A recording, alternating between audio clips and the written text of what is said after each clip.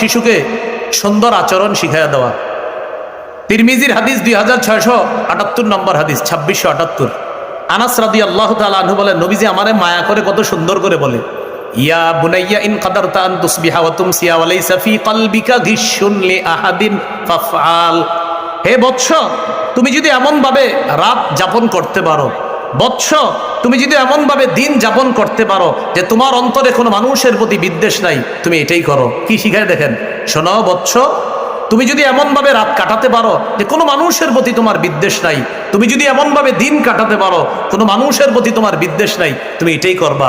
শোনো বৎস, যালিকা মিন সুন্নতি, এটা আমার সুন্নাহ।